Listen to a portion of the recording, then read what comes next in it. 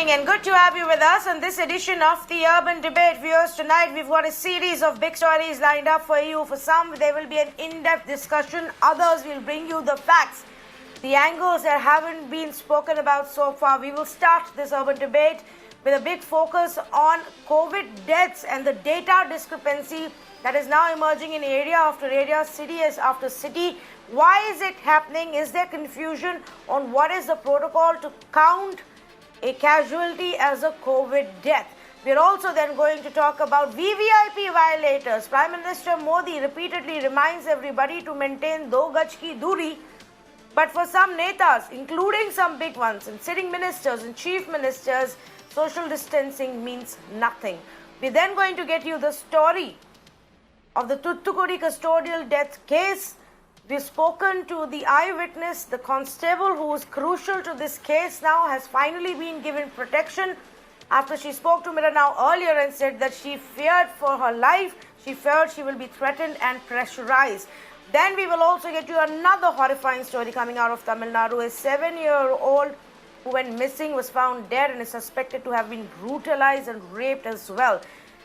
We have also got an exclusive with Delhi Deputy Chief Minister Manish Sisodia lined up for you.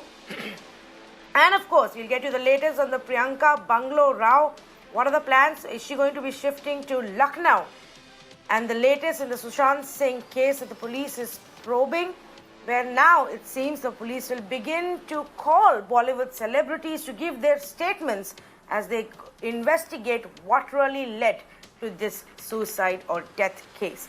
So first up, let's go and put our attention and focus on Mumbai. Viewers, in the city of Mumbai, we have reported earlier as well, there was a discrepancy in the data for COVID deaths. The government admitted it. The government issued notices and circulars across the state of Maharashtra and Mumbai asking the district authorities to really again collect the data, verify and fix the discrepancies. Now, let me take you through some of the numbers to really help you understand what has happened. Sudden jump of 1,600 cases just in the last couple of weeks, and why is that happening? So if you see, viewers, as of June 15th, total number of deaths that had been recorded in the city of Mumbai was 2,248.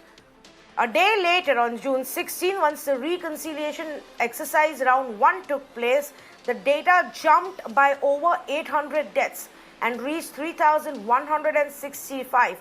Since then, gradually on a daily basis, if not every day, every few days, some amount of correction and reconciliation has been happening to the extent that now the total number of deaths in Mumbai stand at 4,629 due to coronavirus, 1,682 deaths, which actually took place over the last 3 months. It's not as if suddenly people have died. But these were not being reported. These were not being shared either by the hospitals or the civic body, or they were being labeled differently and the cause was not being given as COVID. Fact of the matter is there is a sudden jump. Now, I just want to explain to you in 2 simple lines why this is so important, and Mirror Now keeps emphasizing on it. Viewers, for any government, for any corporation, civic body, any authority to decide on their policy for COVID, whether it's lockdown, whether it's relaxation of the lockdown, whether it is building up of infrastructure, how many COVID centers, ventilators, oxygen cylinders, additional beds, policies around all of this, or even if it is to say what kind of screening, the extent of screening, the extent of testing, surveillance, all of these policies, viewers, is based on data, is based on statistics.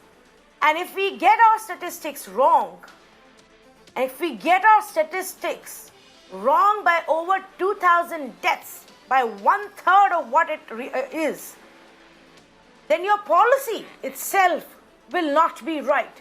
Then you will not take it with the same amount of seriousness. Then you will not build enough infrastructure. Then you will not be prepared for what comes next. Which is why it's extremely important to have this conversation tonight. And Mumbai is not the only place. This is a larger Maharashtra correction exercise that's taking place, at least in the state of Maharashtra.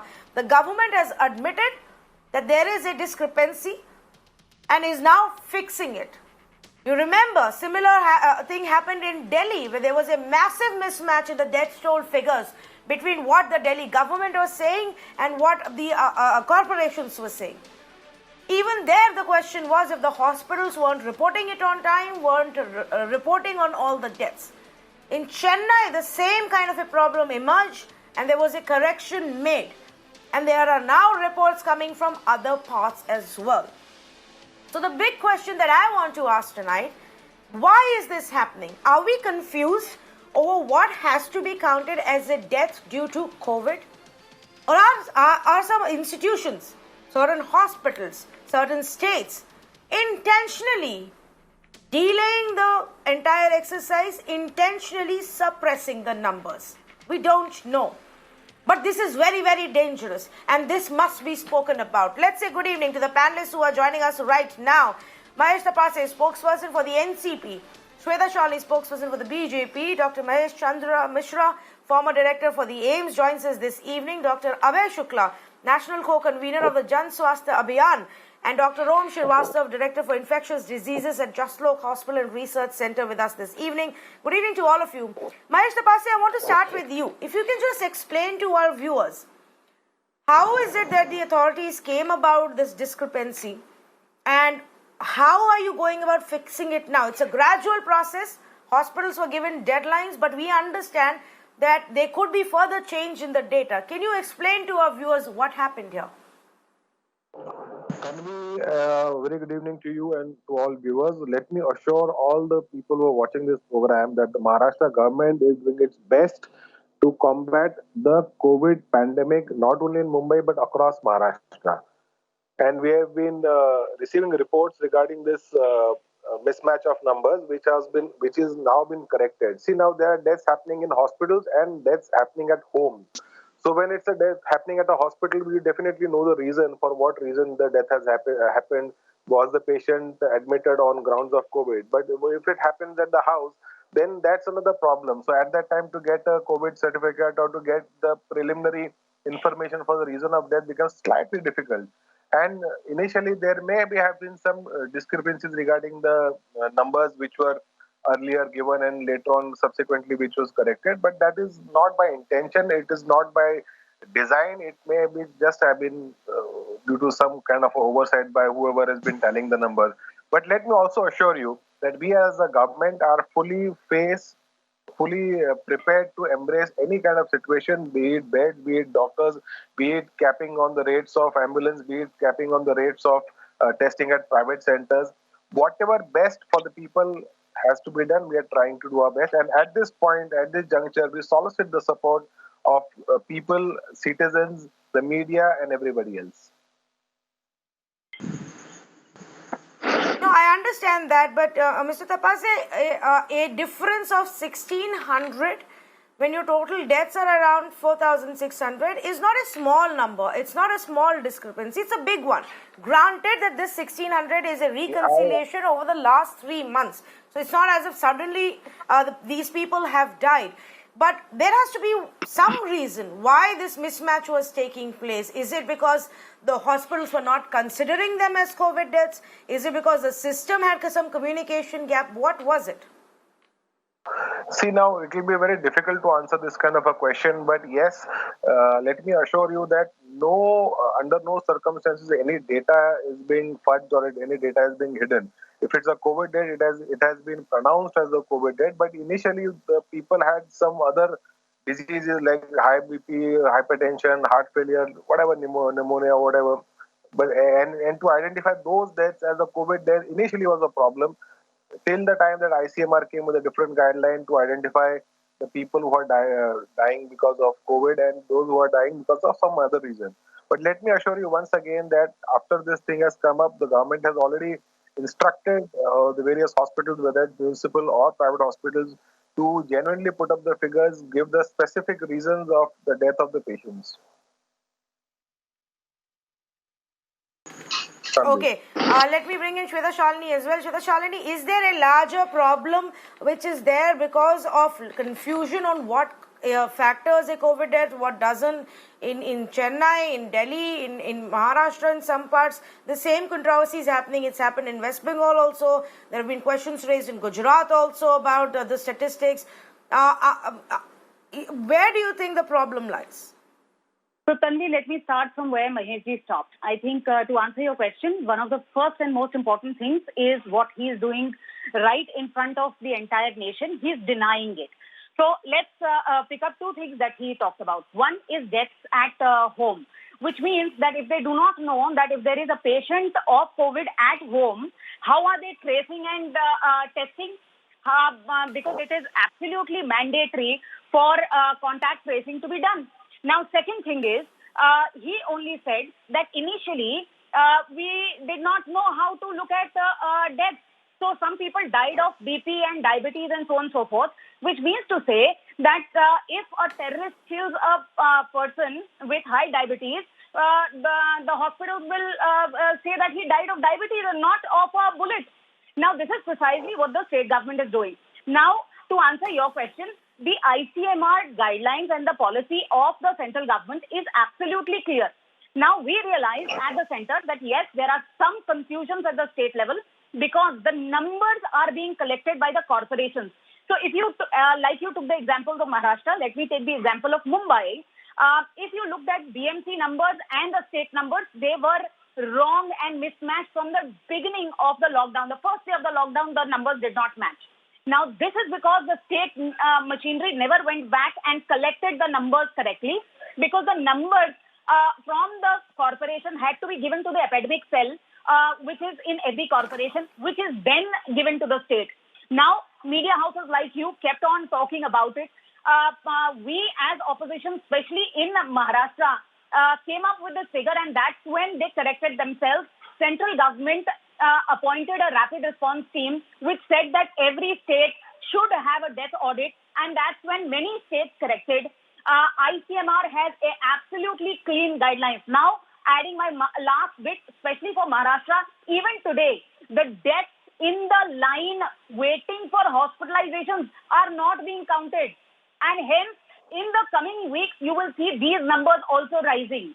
Now, I think one of the biggest problems is that every state is worried about the disease burden, and that is the reason why they are fudging numbers. And this is not the way that we will be able to tackle this problem. We will have to face the numbers, because it is numbers which, once measured, will be able to give a quality solution around the solution of the challenge. Okay, I will ask Mahesh Tapasi to respond to it, though I don't know if there is any evidence of any intentional fudging of numbers, Shweta Shalini, because at least Maharashtra is the only state that admits that there are discrepancies and is correcting them. Why were, from the very first day, why were the MCGM numbers and the state numbers not matching? Will you give me one reason? Why was it not matching? I think screaming let's ask until the death audit was done. Why was it not tested? I think Shweta Shalini is too intelligent Let to understand. Let Mahesh Tapasi answer that. Yes, go ahead. I think Shweta Shalini is too intelligent to understand the humble submission which I made in the first part of my debate round. I just said that people, those who have died at home, not necessarily because of COVID, there may not be necessary reason for a contact tracing. So let's not confuse. Let's not get the army and the terrorists and who dies of what. You're too intelligent to understand a very simple statement what I've made. See, there may have been little problem with the numbers, which I'm not denying. But that does not mean that we have any intention to fudge the numbers, to hide the numbers. In fact, Maharashtra has done the highest number of COVID testing pan-India. You go to any state, we have done the highest number of testing. You go to any state, you see the national figure of the patients recovering from COVID, and we are 50% of almost that. So let's not get into you need to correct your numbers. Let's not get into butt-slinging and mud-slinging at the moment. We are facing a pandemic, so whoever is inside of the government has to come and walk in hand in hand. Per case is the 1 minute, please. 1 minute. I will not be able to understand either of you. I'm really not understanding what she's trying to say at this One at moment. a time. So let's not get into the mudslinging. Yes, there may have been problem where the problem does not arise. I'm being very candid. Let us understand there may have been some problems with the numbers, with the municipal corporations, with the state government hospitals, with some new policies coming at the ICMR level, with the central government giving directions on a daily basis. Okay. So there may have some problems. But those problems have been got corrected. There's no reason to hide the number of deaths in the state of Maharashtra. We want to share with the people. At the same time, we also So want there to is one other tell angle, Mr. people- Tapase, that I. Yes. We also want to share with Okay, the people. I understand. that You want to assure Maharashtra people that patients Maharashtra are- government is doing what it has to and its best.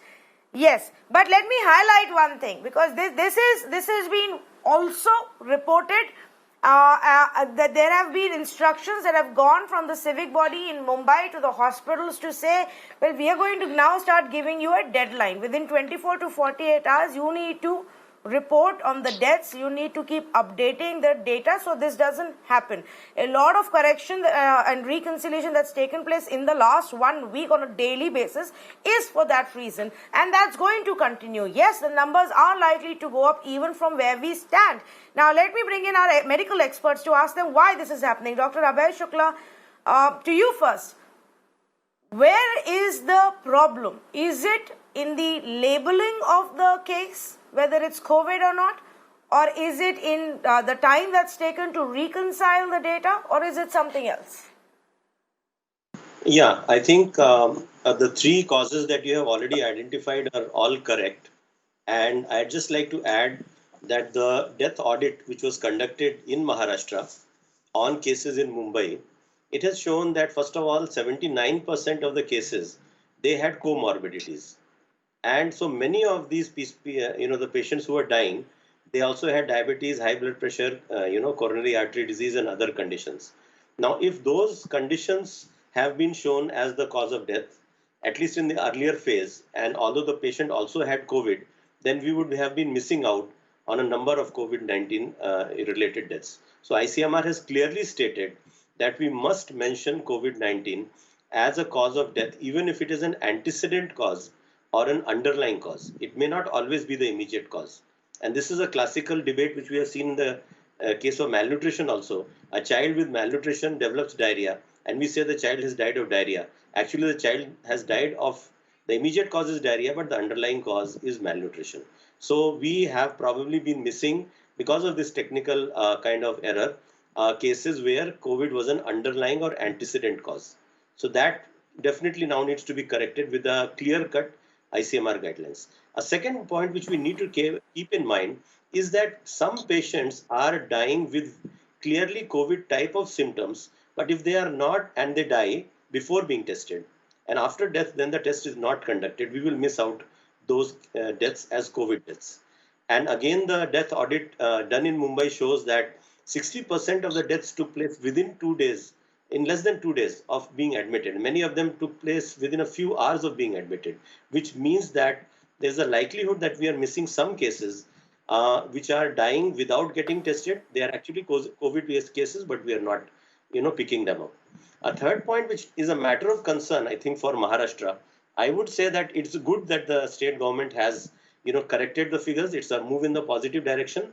But we need to think why in Maharashtra the case fatality rate, even after expansion of testing, is almost 4.5%, whereas in Tamil Nadu it is just 1.3%.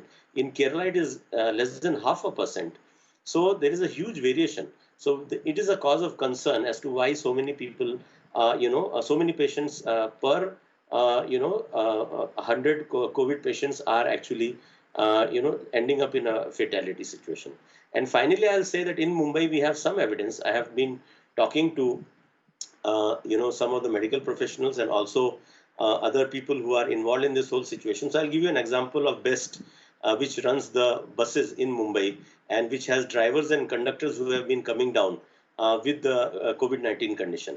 Now, last year in 2019, the monthly death rate among BEST employees was 7 per month. And now, since end of April, it has shot up to 30 per month, which is a 4-fold increase. But all of those deaths, many of those deaths are not being designated as COVID deaths.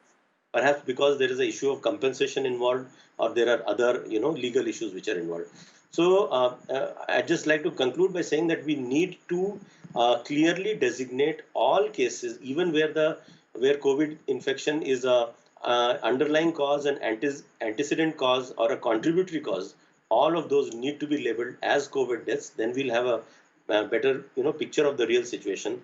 And patients who die with COVID-like symptoms before getting tested, there needs to be a system where within a short while they are tested, and if they turn out to be positive, those are also included in the Okay, list of COVID. Dr. Shukla, just one clarification. The instance that you gave where, there is some amount of underreporting that's going on, you don't know why that's happening. Where is that? If you can just repeat that part. Okay. Yeah. So I think most of the errors are, I would say, of coordination at the technical level. Doctors in public Okay. health facilities across Maharashtra need to be, rigorously oriented about the ICMR guidelines for recording of cause of death, which, to my knowledge, I mean, right down to the, the rural hospital level and the COVID health center level, where patients are being admitted. The level of expertise and understanding about this recording is variable. It may be better now in public hospitals in Mumbai, but we are not sure whether it is also satisfactory in private hospitals, for example. So there has to be a rapid orientation of Okay. doctors to ensure that they know exactly how the cause of death needs to be recorded in cases of patients who are COVID positive. I think that will be a high priority. And the second is coordination, better coordination of the information flow Okay. from especially private hospitals, which are Yes. also treating patients. That is also, there is some deficiency on that front also, probably. Yes, I think that was also largely the reason we saw it in other cities, the coordination or mismatch between various authorities and them not sharing the information on time, from hospitals to mortuaries to the corporations to the state government and then the center. That is also adding to a lot to this chaos, is my own understanding. But Dr. Om Srivastava is me. Dr. Srivastava, you have a different view on this, on what should be labeled and counted as a COVID death. Do you believe that what Dr. Abhay Shukla is saying is true, that a lot of this discrepancy is also happening because on ground the doctors may be treating it differently?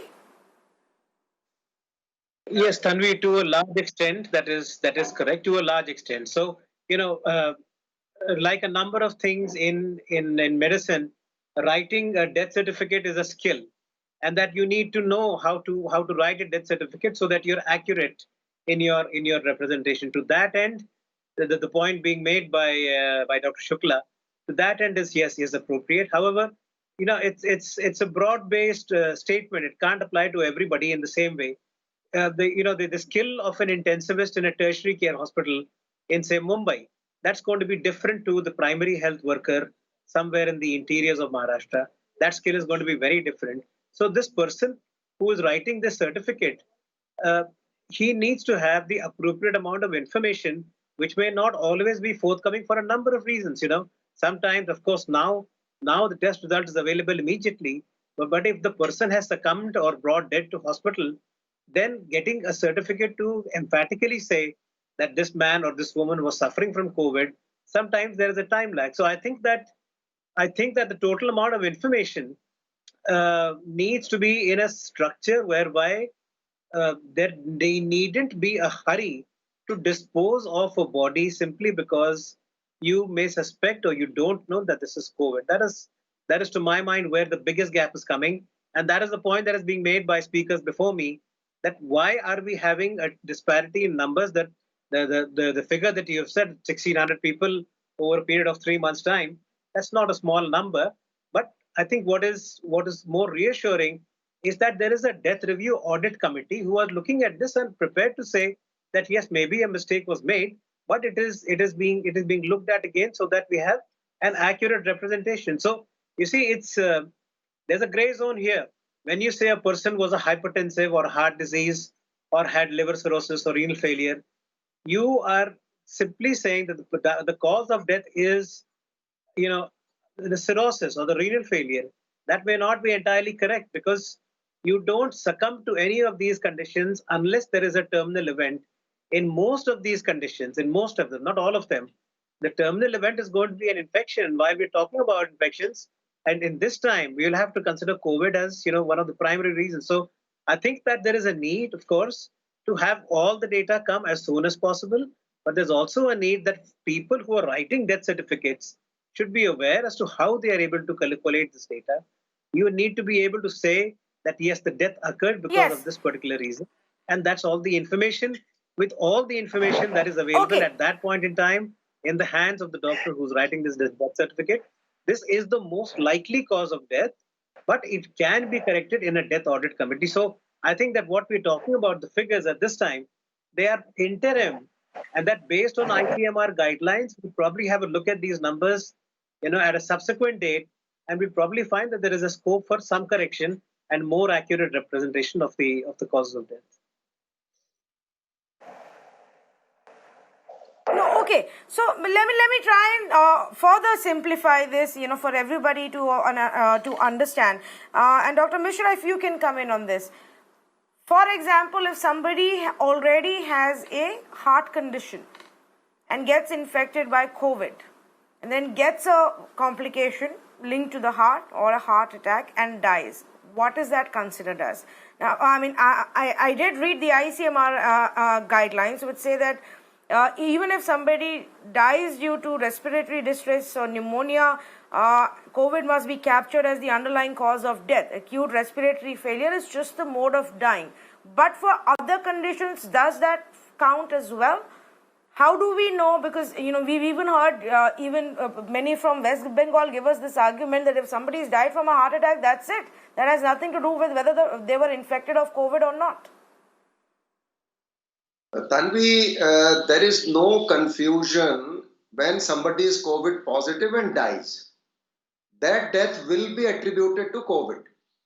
Now, this discrepancy in numbers, what we are talking about, we need to look at this data, that why this addition is taking place now, the factors responsible for this discrepancy. I don't think that this is a deliberate attempt to do that, because there are patients coming in emergency very sick. Maybe the test was not done, but the report did not come. Before that, the patient died, and the report came 2 days later, and that's how it was added. And it looks like that to me. And because they are reporting now, like 3 months, 1,600 deaths were not added because the report was not available to say that it was COVID. So as soon as the administration, hospital administration got the report, they then gave you the figure that add this number also. The other factors, of course, Mahesh has mentioned, Dr. Shukla has mentioned, the home deaths and also deaths on arrival. So if the test is not done, it is very difficult for anybody to say COVID, even if there were symptoms like COVID, because the report was not available. So I think main reason for this discrepancy and the number discrepancy, Tanvi, will remain. Because if you see today, if India has 6 lakhs cases tested positive, there may be 4 times the number who have not been tested so far, and they will never be tested. Majority of them are recovering. So we'll not get exact number how many infected individuals we had in the country even when pandemic is over. So that will remain so. But anybody who is COVID positive will be reported as COVID positive. As you know, there was an ex-faculty of AIIMS who died at home in sleep, and he was 79 and he had cardiac problem, and he was also COVID positive, but he recovered from that. So that death was attributed to COVID, even at home. So I think that is something I would say, that there is no deliberate attempt by any government, whether Tamil Nadu, whether Maharashtra, whether Delhi government. It is the way data is collected. And we discussed this before also, the deaths happening in the hospital. I think the most hospitals now should make a task force under hospital administration to just follow the deaths and report them on time. Because this is a timely reporting is also delayed because people are busy doing other things, and the reporting of death doesn't take precedence over other priorities. So that may also be the reason for not reporting on time, and then it is added later on, and then the discrepancy. So I think we must appreciate that they came about and they told that this discrepancy was there, which was not deliberate, but it happened. The errors happened in the collection of data or the delayed reporting. Some of them were tested, but the report was not available. It came 1 day or 2 days later. This is happening because COVID report takes 1 day minimum, and it may take 2 days also. So I think these might be the reasons besides what Dr. Shukla and Dr. Mahesh mentioned and Dr. Srivastava mentioned. So I think we should not read too much into it. Crude deaths is even at this stage or even later on when pandemic is over. This crude death actually does not convey anything about the pandemic, because at the end of the day, the overall mortality will remain less than 1%, because if we consider that large number of people have got infected and they have recovered, so if you look at when the pandemic ends globally, the mortality will come under 1% because of the number of cases divided by the, so the crude death actually right now, of course, it is important, but it is not really reflecting on anything about the pandemic. Okay, except the fact that our authorities tend to take things lightly until these statistics start staring them in the face. Now, I know experts say that everybody or a large percentage of the population will at some point get infected. I know experts say that there will be some amount of mortality and fatality involved. We are still much lesser than several other parts of the country. But look at the way it's shot up for Mumbai right now. It's literally 1,600 deaths being corrected over the last 10 days means that while we were actually looking at a figure earlier at around 2,000, 2,500, now it's over 4,000. Your mortality rate has shot up just like that. We were not taking lockdown restrictions seriously, screening and surveillance and healthcare facility planning seriously on the outskirts of Mumbai when we were so focused on Mumbai in the first round, Mr. Mahesh Tapase. And look what's happening there now. Of the 9 corporations of the Mumbai metropolitan region, 7 are going to be in a lockdown by this weekend, in a complete lockdown. And the cases are spiking and exponentially rising. And when we went and questioned the local corporation authorities, their commissioners in these metropolitan regions, they said, well, we also know that lockdown is not really the solution to the problem, but it gives us time to prepare. After 3 months, we are being told that we are going back to a lockdown because we need time to prepare. Isn't this a proof that we took it very lightly initially when the statistics could have been misleading?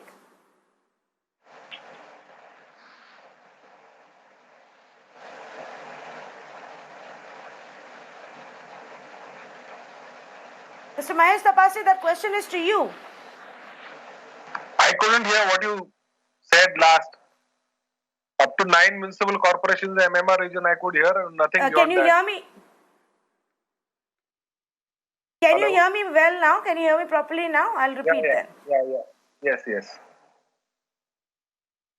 Yes, so Please the point repeat. that I'm making, Mr. Tapase, is that 7 out of the 9 metropolitan region districts have now gone into a complete shutdown mode. This week, outside of, except Mumbai and the Vasai region, all the others will be in a lockdown mode. Why? Because the cases have suddenly risen there.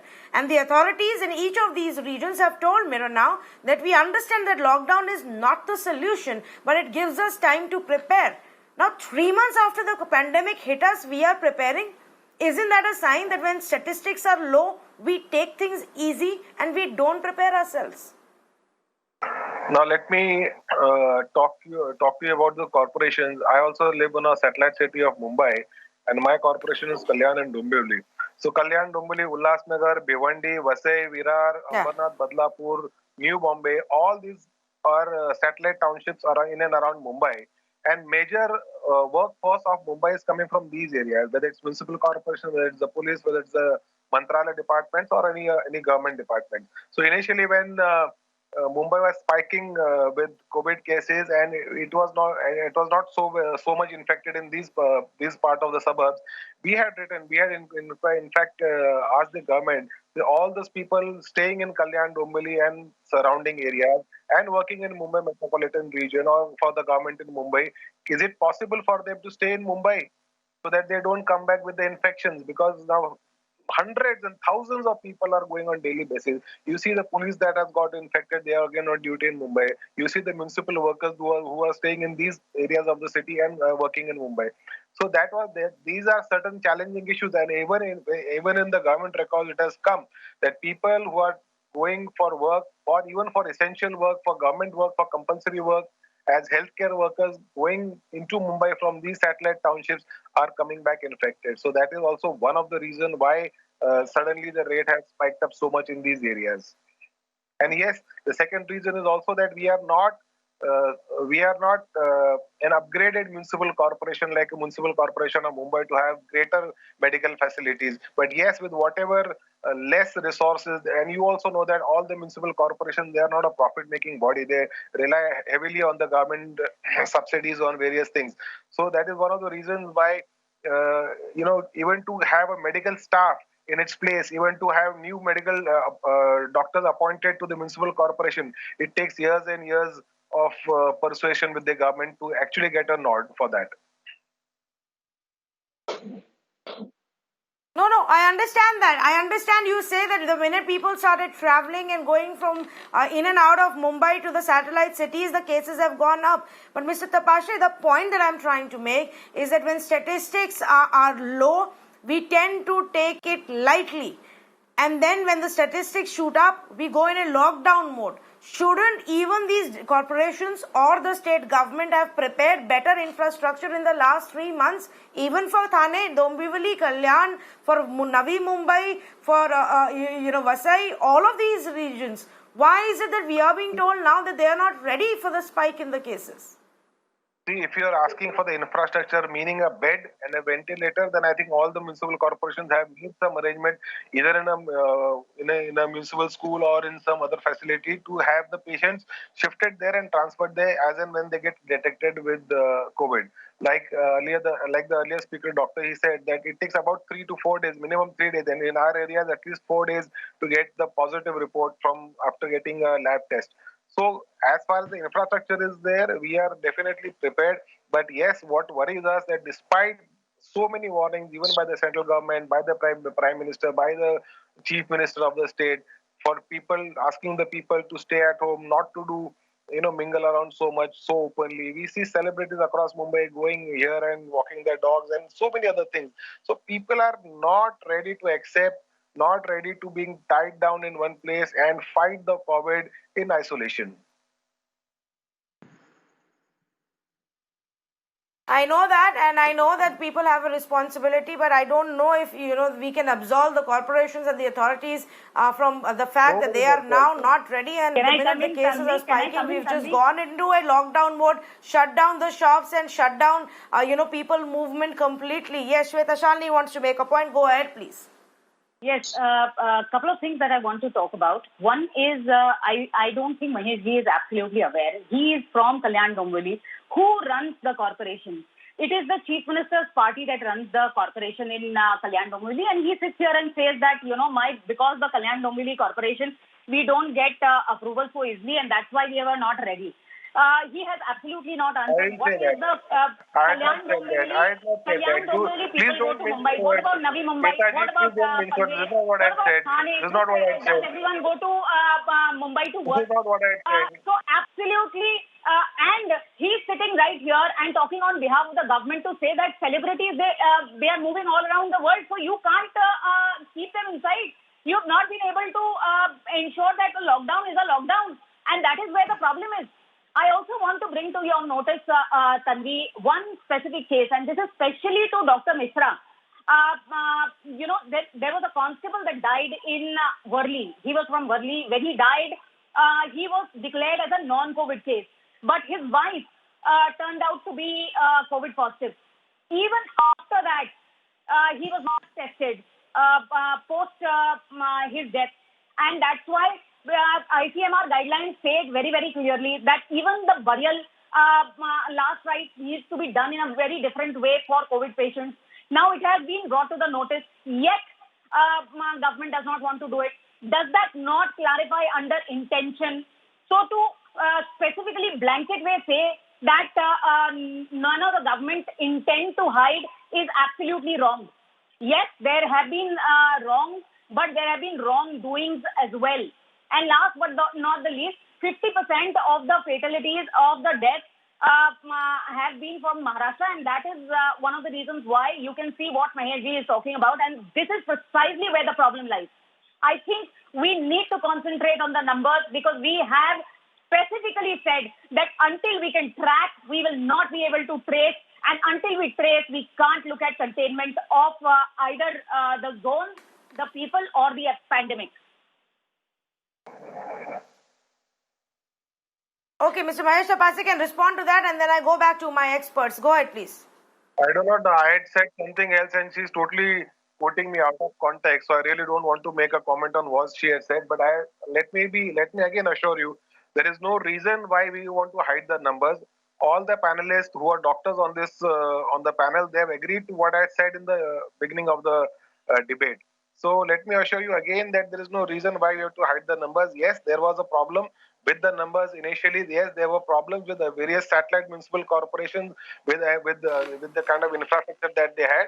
And yes, today we are in a position to combat the COVID pandemic at a much better way, than we could have done 3 months ago in satellite townships around Mumbai.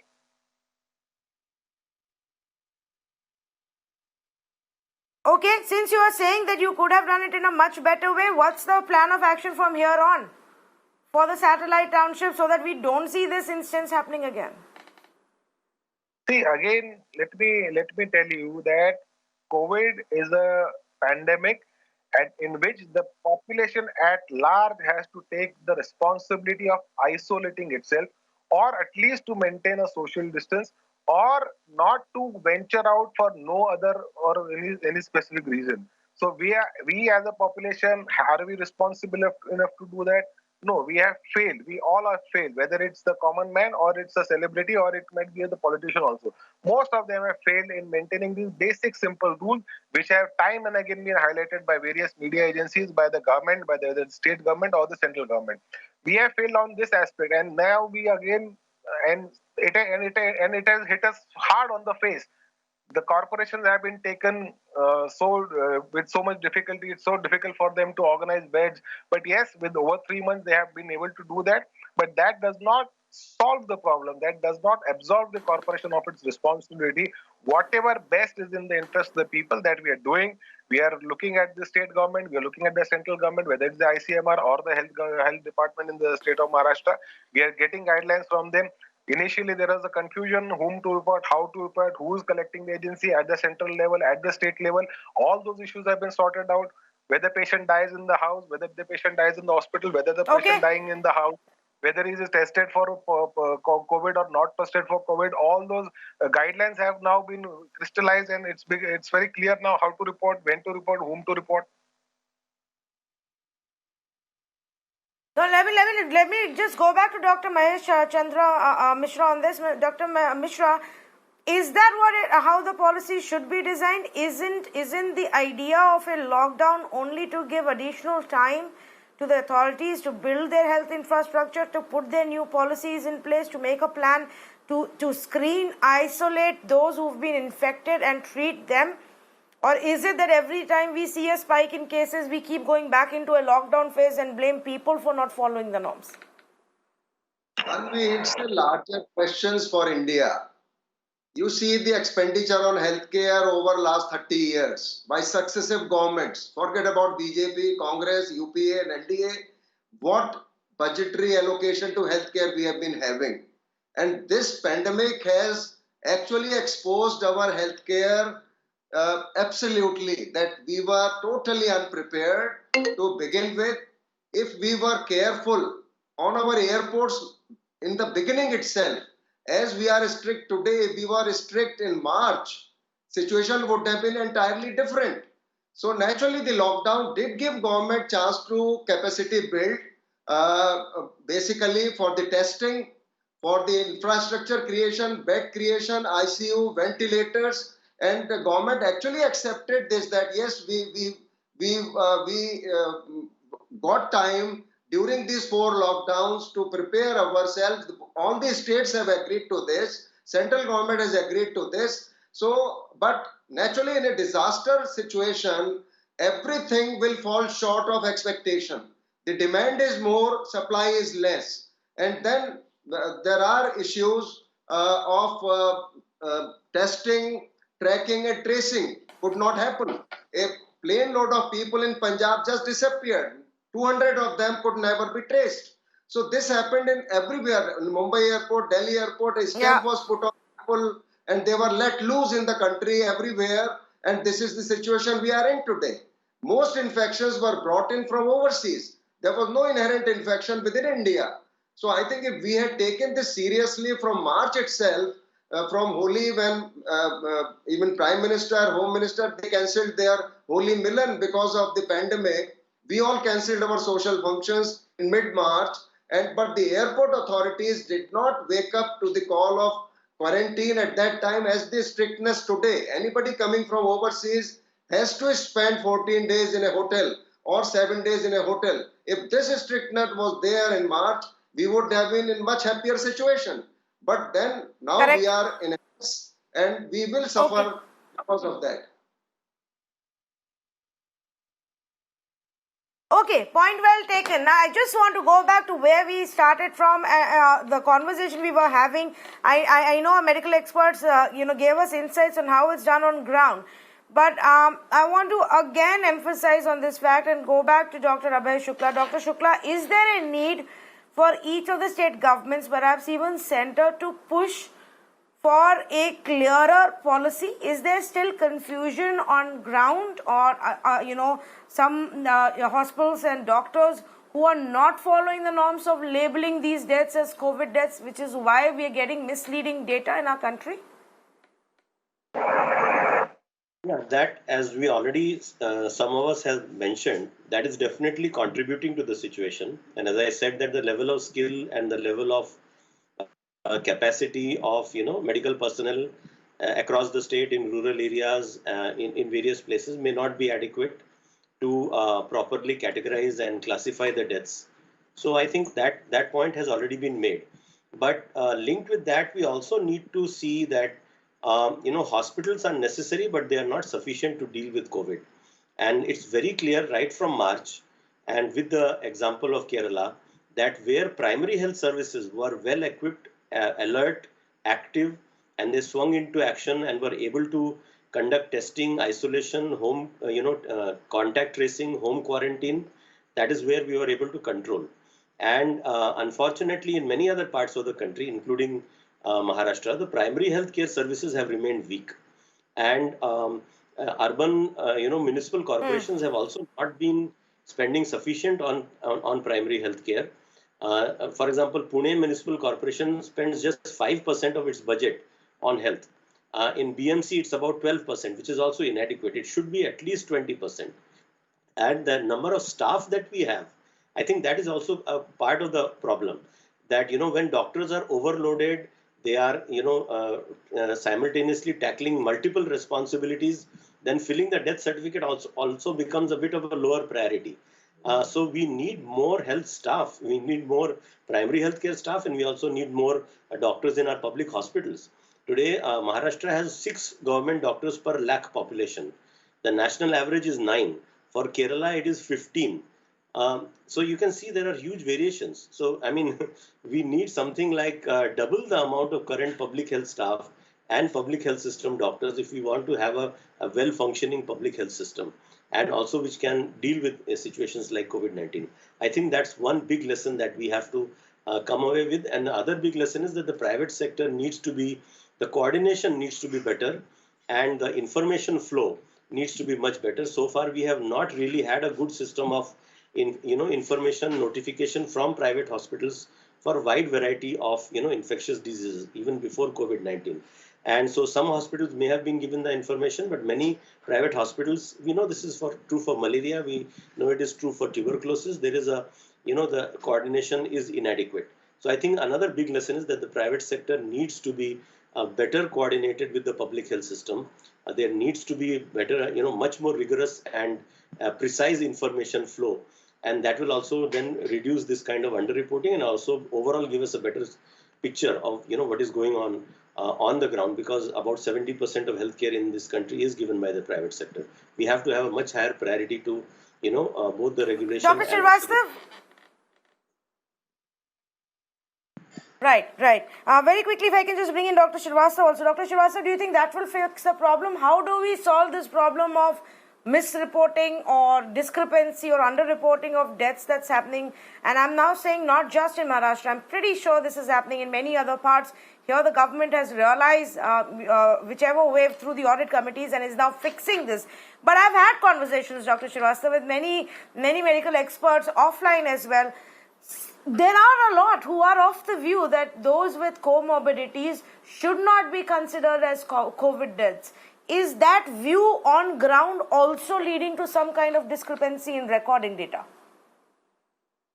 Yes, it is, Tanvi, because a lot of these things are based on individual interpretations of clinical conditions. Like I was saying earlier, if you've got something which is hampering your own system, like say cirrhosis of the liver or renal failure requiring dialysis, the terminal event is going to be not these underlying conditions all the time, and that in sometimes there is going to be an infection, because in most times a patient will succumb because of an infection or not something else. So I think that where there is an individual interpretation, that will it's never going to go away. But if there is a streamlined process, if there is a policy, you cannot deviate from that, and that you have to be reporting things based on that policy. So I think that a lot of this needs to be already, the process of streamlining is on. It's much better than what it was, but it has to be uniform and it has to be down to the smallest primary healthcare center. This is important. This is very important, because otherwise this kind of discrepancy is always going to remain. And that, yes, there will be times where you will audit and re-audit, but that solution will come 6 months later from now. And so as of this time, the figures that we are looking at may not be an accurate reflection of the extent of the problem or how humongous the problem is, and that will need a course correction. But again, the point is, as previous speakers before me have already said, and I have quoted this frequently, the more you sweat in peacetime, the less you will bleed in war. Okay, so the structure of public health systems and public health delivery, you need to prepare for COVIDs. This is not the first epidemic, probably the biggest epidemic that we have seen in our lives, but this is not going to be the last. So I think that case reporting, case fatality reporting, public health delivery system, and having a streamlined structure is very important. We need to invest in that. We need to invest in people who are trained to understand, to report, to write adequate, internal reports and audits, and also to write adequate death certificates. And that the point that both the speakers before me were making, when we are talking about numbers that have climbed up, I'm not sure entirely if it is any one person's fault or lack of effort. I think it is simply the fact that our reporting system does not meet the requirements for having the kind of conclusions that we want to draw. So we need to invest on that, yes. Okay, thank you so much for that. In fact, I'm going to thank all of our panelists for joining us right now. You've heard the experts, you've heard the political representatives, viewers. I'm not sitting here and saying there is an intentional effort by anybody, by any hospital, by any state government, and that's very difficult to judge really. But this is an irrefutable fact that there are massive data discrepancies, especially when it comes to the death figures. And it's not just a problem of Maharashtra. We've reported to you in Tamil Nadu, specifically Chennai. We've told you what's happened in Delhi. By the way, those 2 days that we had massive conversations about Delhi and we brought you an in-depth investigation, a day later, corrections in the data were made by the Delhi government and the authorities. So yes, it's an undeniable fact. And it's a concern Because if your numbers are going to be 4,600 deaths in a city instead of what you were earlier perhaps thinking and considering of only 2,500 or 3,000 deaths, your whole planning changes. Your analysis of the gravity of the situation changes. Your analysis of what your mortality rate is, who's dying, what age group, because of what reason, in which area, how many beds do I need, how many ventilators do I need, how many oxygen cylinders will I need if the situation is this grave. All of that policy really depends on your statistics. And if we don't get those right, then the entire policy could be wrong in dealing with coronavirus, which is why I believe it's extremely important for each state government to actually look into this issue and see what is happening on ground. What is it that one person who's signing off on the death certificate is writing? Get your death audit committees activated and reconcile your data if it is needed. The truth of what's happening and what has been the damage due to COVID must come out. Thank you so much for joining us on this conversation.